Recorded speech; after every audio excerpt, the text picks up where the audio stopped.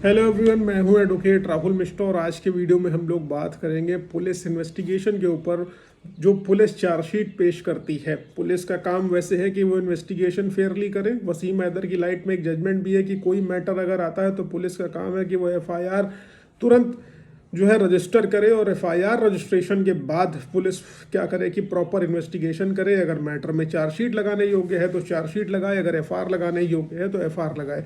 लेकिन पुलिस अपनी ड्यूटीज़ को ना फुलफिल करते, पुलिस अपनी रिस्पॉन्सिबिलिटीज़ को ना फुलफिल करते हुए घूस कमाने को अपना जन्मसिद्ध अधिकार कर समझती है और वकीलों से अपना कंपैरिजन करती कि वकील बहुत पैसा ले लेते हैं। बिल्कुल, वकील पैसा लेते हैं, तुम क्यों जल रहे हो भाई? वो हम मेहनत करते हैं, हम प्रॉपरली मैटर को थॉरली स्टडी करते हैं, उसके बाद उसमें पैसा लेते हैं। हाँ, लाखों रुपए बिल्कुल वकील फीस लेता है, इसमें तुम्हें नहीं जलना चाहिए। तुम सरकारी नौकरी कर रहे हो, सरकार तुम्हें तनख्वाह दे रही है। अगर तुम्हें तनख्वाह सरकार दे रही है तो तुम तनख्वाह लेके ईमानदार नहीं बन सकते हो, लेकिन जो है घूस लेके ईमानदार बनने की चेष्टा करते हो। पैसा लेके कहते हैं कि हम 2 नंबर का काम 1 नंबर में करते हैं। पुलिस वालों की कंडीशन ये है।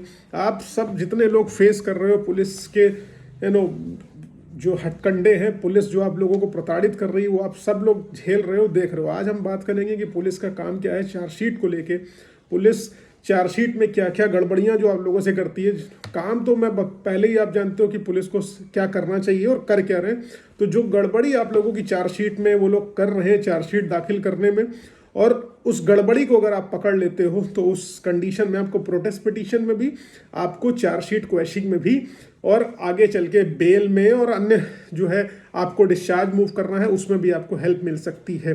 तो सबसे पहली चीज़ क्या है कि पुलिस को कोई भी इन्वेस्टिगेशन अगर करने जाना है तो उसको इन्वेस्टिगेशन स्पॉट पर जाके करना होगा, मौके पर जाकर जो है इन्वेस्टिगेशन करना होगा। पुलिस लिखती है अपनी विवेचना में, अपनी केस डायरी में लिखती है कि हम मौका मुआयना करने गए, हम जो है कांस्टेबल्स के साथ अपने गए और हमने मौके का मुआयना किया और हमने ये सारी चीज़ें बनाया। ठीक है, तो पुलिस वाले क्या करते हैं, सबसे बड़ी उनकी गलती ये है कि वो जो है कोई भी व्हीकल नंबर एंटर नहीं करते। जहां पर ये चीज़ ध्यान रखिएगा, पुलिस वाले अगर इन्वेस्टिगेशन थाने में बैठ के किए, यानी कि थाने में बैठ के विवेचना करी गई है सरकार का पैसा खाने के बाद भी, ठीक है, और एक्यूज से भी पैसा लेने के बाद भी, विक्टिम से पैसा लेने के बाद भी अगर पुलिस ने विवेचना थाने में बैठ के करी है तो यहाँ पर ये क्लियर होगा। जहाँ पर किसी भी सरकारी गाड़ी का नंबर उस विवेचना में केस डायरी में एंटर नहीं होगा कि पुलिस किस वाहन से गई है, क्योंकि अगर पुलिस सरकारी वाहन लेके जाती है तो उसको वाहन की एंट्री जीडी में करनी होगी, जर्नल डायरी में, केस डायरी में उसको करनी होगी। और क्योंकि सरकारी वाहन तो ऐसे रिलीज नहीं होगा किसी को भी घूमने जाने के लिए, पुलिस को उसको जर्नल डायरी में, केस डायरी में एंटर करना होगा।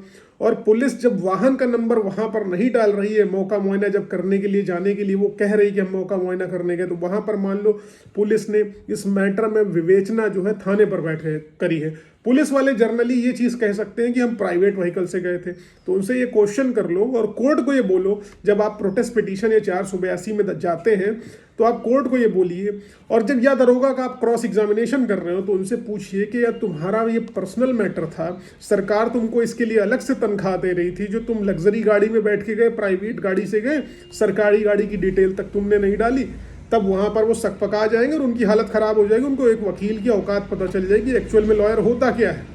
ठीक है, उसके बाद एक चीज़ और देखिएगा, आपसे पुलिस कहती कि भैया ऐसा है, तुम्हारे मैटर को हम क्लोज कर सकते हैं, अपने 4-5 गवाह ले आओ गाँव से। अभी एक क्लाइंट के साथ ऐसा एक्चुअल में हुआ है, पुलिस ने उससे कहा कि ऐसा है, तुम अपने 4-5 गवाहों को जो है ले आओ, हम तुम्हारा जो है क्या करते, हम मैटर क्लोज कर देंगे। वो बेचारे अपने गवाहों को 4-5 लोगों को गांव के लेके गए। पुलिस ने क्या किया उस मैटर में, जो उन्होंने एक्चुअल में स्टेटमेंट्स दिए थे, पुलिस ने सारे स्टेटमेंट एकदम उलट के रख दिए। मतलब उनके स्टेटमेंट जो जीडी में एंटर करे, केस डायरी में उन्होंने एंटर करे, वो कंप्लीटली डिफरेंट कर दिए। मतलब जो पक्ष में अपने गवाही वो लेके गए थे, पुलिस ने उनकी गवाही को विपक्ष में दिखा दिया। और आप लोग देखें कि जो पुलिस के जर्नल डायरी में, केस डायरी में एंट्री होती है लोगों की, गवाहों की, वो गवाही line by line as it is रहती है जो पुलिस वाले चाहते हैं। तो जहां पर आपके गवाहों की जो है पुलिस ने पूरी गवाही पलट के रख दी हो, वहां पर आप प्रोटेस्ट पिटीशन या चार्जशीट क्वेश्चनिंग में जाइए थ्रू एफिडेविट कोर्ट में कि भैया हमारे ये गवाह हैं, इन्होंने ये गवाही दी थी लेकिन पुलिस ने इसको फर्जी तरीके से लिख दिया, तो आइयो सस्पेंड भी हो जाएगा, ये ध्यान रखिएगा। उसके बाद जब आप एज एन एक्यूज उसके पास जाते हो, आपको किसी मैटर में बेल मिल गई, एंटीसिपेटरी मिल गई, ठीक है, आपको आप रेगुलर बेल पे आ गए या स्टे मिल गया, तो पुलिस तो आपका कुछ उखाड़ नहीं सकती, पुलिस आपका कुछ कर नहीं सकती, एकदम फैक्ट है ये, ठीक है। तो उस कंडीशन में पुलिस के पास आप जाते हो, अपने सारे एविडेंसेस जाके सामने रख देते हो कि भैया देखो मेरे ये सारे एविडेंसेस हैं, मैं आपको देना चाहता हूं, आप इन एविडेंसेस को कंसिडर करिए। लेकिन पुलिस कहती है ठीक है बेटा, ठीक है, कोई दिक्कत नहीं, हम सब कुछ क्लोज कर देंगे। पुलिस बाद में जब आप केस चार्जशीट आती है, फिर केस डायरी मिलती है, वो केस डायरी में देखते हो तो लिखा रहता है कि अभियुक्त कह रहा है कि वो अपने सारे स्टेटमेंट जाके कोर्ट में देगा, और बल्कि आप उसको सब कुछ दे के आए। तो ऐसी कंडीशन जब भी आए, ये सारी कंडीशन जो मैंने आपको बता दी, अगर ये कंडीशन है तो प्रोटेस्ट पिटीशन में जाओ या चार्जशीट क्वेश्चन में जाओ, आप लड़ो पुलिस की गलत इन्वेस्टिगेशन के खिलाफ और पुलिस वाले पर कार्रवाई कराओ, नहीं तो ये सुधरेंगे नहीं, समाज पूरा, सोसाइटी पूरी डिस्ट्रॉय कर देंगे। उम्मीद है इस वीडियो से डेफिनेटली आपको कुछ ना कुछ हेल्प मिलेगी। अगर ऐसा कुछ है तो वीडियो को लाइक शेयर सब्सक्राइब करना। फेसबुक इंस्टाग्राम ट्विटर पर नहीं जुड़े तो वहां जुड़ो, लिंक डिस्क्रिप्शन में मिल जाएगा। बाकी मुझसे पर्सनली मिलना है लखनऊ दिल्ली इलाहाबाद में, तो आप अपनी अपॉइंटमेंट शेड्यूल कराकर मुझसे मिल सकते हो। आपको मेरा नंबर डिस्क्रिप्शन में मिल जाने वाला है, लेकिन डायरेक्ट कॉल नहीं करना है, क्योंकि हमारे स्टाफ को, हमारे क्लर्क्स को इससे प्रॉब्लम होती है।